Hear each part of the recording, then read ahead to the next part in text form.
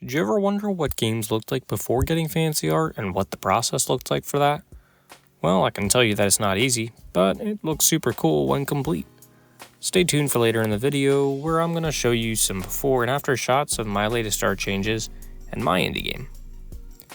Hey everyone, and welcome to the 11th devlog for Neon Revolution, a 3D parkour platformer video game where you transform a world without color and lights into a disco celebration.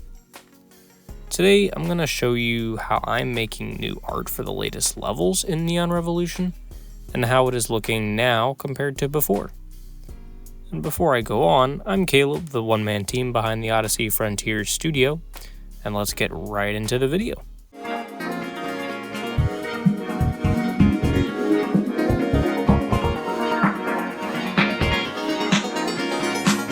So first off, there was no devlog last week.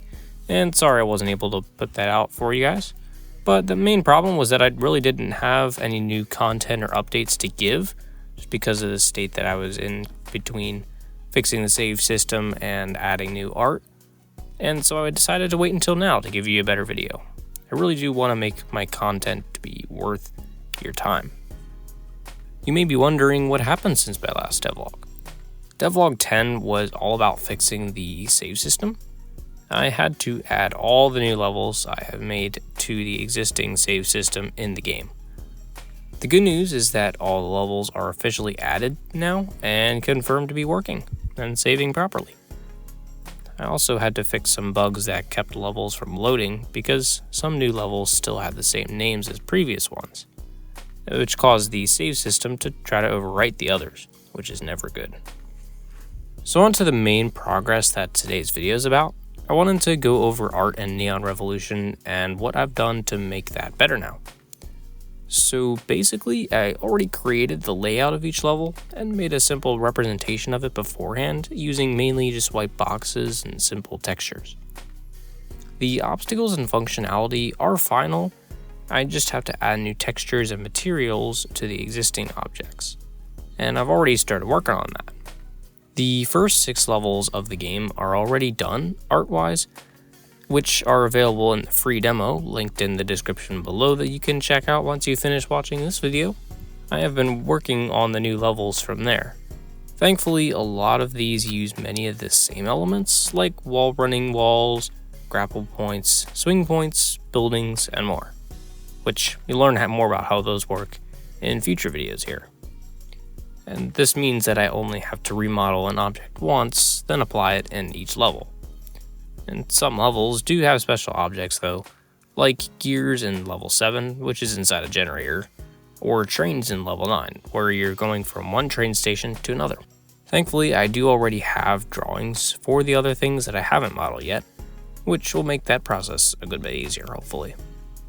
It may seem pretty easy to implement these once they're designed, and while it is pretty straightforward to just place and drop them into the game, it still does take a little while to make sure each object with the new art has the correct collider and is still positioned correctly. So far, I've completed the art for level 6, but I'm still working on the levels coming after it. Now, if you look here, you can see what the start of the level looks like before and after. And here's another section before and after. And then this here is a grapple point before picture and after.